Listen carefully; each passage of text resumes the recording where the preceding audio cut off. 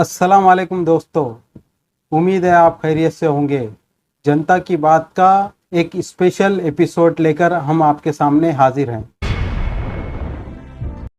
अगर आप social media user हैं तो ये वीडियो आपके लिए है। देश में आजाद पत्रकारिता वेंटिलेटर पर है। जनता की बात प्रोग्राम आप तक पहुंचाकर हमने अपनी जिम्मेदारी पूरी की। अब आपकी जिम्मेदारी है कि इस प्रोग्राम को ज्यादा से ज्यादा लोगों में शेयर करें ताकि जनता की बात जनता तक पहुंच सके। पिछले दिनों सोशल मीडिया पर यह खबरें गर्दिश कर रही थी कि सोशल मीडिया बैंड होने वाला है। उसकी क्या वजह है और क्यों इस तरह की खबरें गर्दिश कर रही थी, वो सारा पोस्टमार्टम करके हम ये वीडियो आपके सामने लेकर आए हैं। Ministry of electronics and information technology की तरफ से फरवरी महीने में सोशल मीडिया कंपनीज को एक सर्कुलर जारी हुआ और उसमें ये बताया गया कि इंफॉर्मेशन टेक्नोलॉजी एक्ट 2021 में कुछ बदलाव किए गए हैं। वो बदलाव क्या थे? नंबर 1, सोशल मीडिया कंपनीज को अपने वहाँ नोडल ऑफिसर्स को अपॉइंट करना था जो सरकार से डीलिंग कर सके। नंबर 2, सरकार को सोशल मीडिया कंपनी हर महीने अपनी रिपोर्ट पेश करेगी कि जो यूजर्स की तरफ से जो कंप्लेंट आती है उसको वो किस तरह से हल करती है। और नंबर 3, जो इंस्टेंट मैसेजिंग ऐप है यानी कि फेसबुक, व्हाट्सएप, ट्विटर, इंस्टाग्राम वगैरह वगैरह, वो अपने ऐप्स में ऐसा एक प्रोविजन करेंगे जिसके ज़रिए से सरकार जब चाहेगी कोई भी मैसेज का ओरिजिनेटर कहाँ से ये क्रिएट किया गया उसका जो है वो पता लगा सकेगी। और यहीं से सरकार और सोशल मीडिया कंपनी के अंदर जो है टकराव की शुरुआत हुई। इससे पहले सोशल मीडिया कंपनी को आईटी एक्ट में सेक्शन 79 का जो है कवर हासिल था। अब सरकार ने इसमें जो है तब्दीली लाई है और सरकार सोशल मीडिया कंपनियों को ये बता रही है कि अगर आपने हमारे रूल को कंप्लाई नहीं किया, हमारे रूल को फॉलो नहीं किया, तो हम सेक्शन 79 का जो सोशल मीडिया कानून की सुरक्षा मिली हुई थी उसको हम खत्म कर देंगे। सेक्शन 79 ऑफ आईटी एक्ट क्या है?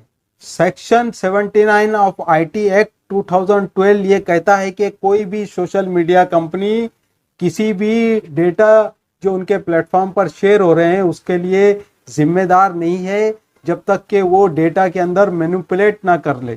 यानी कि कोई भी डेटा ए से बी को ट्रांसफर होता है उसके अंदर सोशल मीडिया कंपनी जिम्मेदार नहीं है। वो डेटा अगर लोकल लॉ के खिलाफ है तो वो शेयर करने वाला जिम्मेदार है या फिर जो रिसीव करने वाला है, सोशल मीडिया कंपनीज उसके लिए जिम्मेदार नहीं है। ये section 79 of IT act 2012 social media company को सुरक्षा देता था।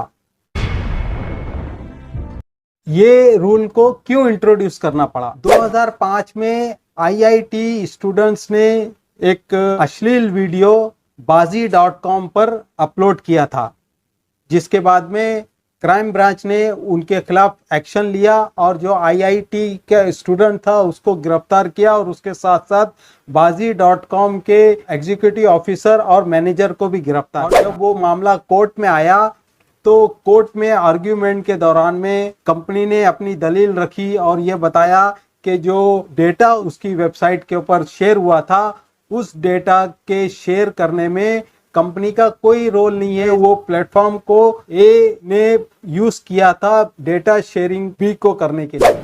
मगर 2005 में जब दिल्ली हाई कोर्ट ने फैसला सुनाया तो उसमें कंपनी को जिम्मेदार ठहराते हुए दिल्ली हाई कोर्ट ने कहा था कि आपके वेबसाइट के ऊपर अश्लील कंटेंट लोड हुआ है जिसके खिलाफ कार्रवाई करना चाहिए था।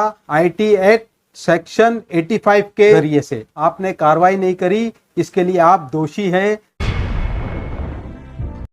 इसके बाद में ये केस जो है सुप्रीम कोर्ट में गया और सुप्रीम कोर्ट में 2012 में ये फैसला आया कि सोशल मीडिया कंपनी किसी भी तरह से जिम्मेदार नहीं है। वो एक कैरियर है, जो लोग उसके ऊपर डेटा शेयरिंग करते हैं उसकी जिम्मेदारी उनके ऊपर आती है। इसी वजह से 2012 के अंदर मनमोहन सिंह की सरकार ने आईटी एक्ट को अमेंडमेंट किया और उस अमेंडमेंट में सेक्शन 79 को इंट्रोड्यूस किया गया। इसके जरिए से सोशल मीडिया कंपनी को कानूनी सुरक्षा हासिल हो गई और उसी के बाद से आईटी कंपनी के अंदर एक रेवोल्यूशन आया और हमारी जिंदगी सोशल मीडिया के जरिए से बहुत ज़्यादा आसान हो गई है। कम्युनिकेशन करना बहुत आसान हो गया, फेसबुक के ज़रिए से, व्हाट्सएप के ज़रिए से, ट्विटर के ज़रिए से।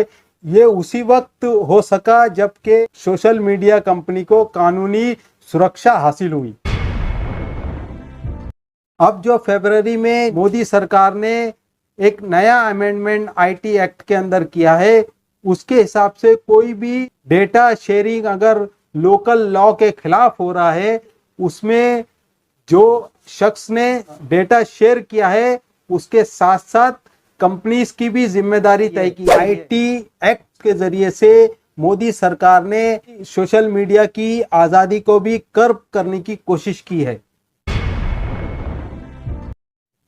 जिस तरह से प्रिंट मीडिया और इलेक्ट्रॉनिक्स मीडिया को मोदी सरकार ने पहले से ही अपने कंट्रोल में लिया हुआ है और सोशल मीडिया की भी फ्रीडम को कहीं ना कहीं लगाम लगाने की ये एक नई कोशिश है। ये रूल ये कहता है कि जो भी डेटा किसी भी कंपनी के प्लेटफॉर्म पर शेयर किया गया है, अगर वो डेटा लोकल लॉ के खिलाफ है तो वो शख्स जिसने उस डेटा को शेयर किया उतना ही जिम्मेदार है। उसके साथ साथ जो प्लेटफॉर्म से वो शेयरिंग हुआ है वो भी उसके साथ में उतनी ही जिम्मेदार है। सेक्शन 79 ऑफ आईटी एक्ट की जो प्रोटेक्शन थी, जो सोशल मीडिया कंपनीज को जो कानूनी सुरक्षा हासिल थी, अब अगर वो हटा ली जाए तो सोशल मीडिया कंपनी में जो एम्प्लॉय है, जो एग्जीक्यूटिव है, जो मैनेजर है, वो भी दूसरों की हुई गलती के जिम्मेदार हो सकते हैं। और इसको क्रिमिनल एक्ट के तौर पर इंट्रोड्यूस किया गया है जिसकी सजा अप टू 7 इयर्स है। अब ये सिचुएशन में कंपनी के लिए सुकून से काम करना मुश्किल हो जाएगा और हर वक्त किसी न किसी की गलती की वजह से कंपनी में काम करने वाले लोगों के ऊपर गिरफ्तारी का खतरा मंडलाता रहेगा। अब यहीं से सोशल मीडिया और सरकार के बीच में चूहा बिल्ली का खेल शुरू हुआ। सरकार ने प्रिंट मीडिया और इलेक्ट्रॉनिक्स मीडिया को तो कंट्रोल कर लिया, मगर सोशल मीडिया सरकार की किरकिरी बना हुआ है। कोरोना की सेकंड वेव में किस तरह से सोशल मीडिया के जरिए सरकार की नाकामी पूरी दुनिया के सामने आई है, उससे सरकार के हाथ पैर फूलने लगे हैं और सरकार की रातों की नींद हराम है। अभी वबा भी खत्म होने का नाम नहीं ले रही है और सोशल मीडिया भी कंट्रोल में नहीं आ रहा है। और 2022 में उत्तर प्रदेश का इलेक्शन है जो सरकार को, जो बीजेपी को किसी भी तरह से किसी भी हाल में जीतना है। मौजूदा हालात है उसमें सरकार को अपनी हार अभी से साफ नजर आ रही है। ऐसे में सरकार ने दो टोक फैसला कर लिया है कि किसी भी तरह से सोशल मीडिया कंपनीज को वो लगाम लगा सके, मगर सोशल मीडिया कंपनीज भी जो है अपने स्टैंड से पीछे हटने के लिए तैयार नहीं है। उन्होंने सरकार को चैलेंज करने के लिए दिल्ली हाई कोर्ट में केस फाइल किया है और अब ये देखना है कि ऊंट किस करवट बैठेगा। इस वीडियो में इतना ही। अगर आपको ये रिपोर्ट अच्छी लगे तो इसको लाइक कीजिए और अपने दोस्तों के साथ शेयर कीजिए। हमारे चैनल को सब्सक्राइब कीजिए। जनता की बात को जनता तक पहुंचाने में हमारी मदद कीजिए। हम आइंदा आपके साथ में ऐसी ही कोई रिपोर्ट के साथ में फिर मिलेंगे। तब तक के लिए अल्लाह हाफिज़।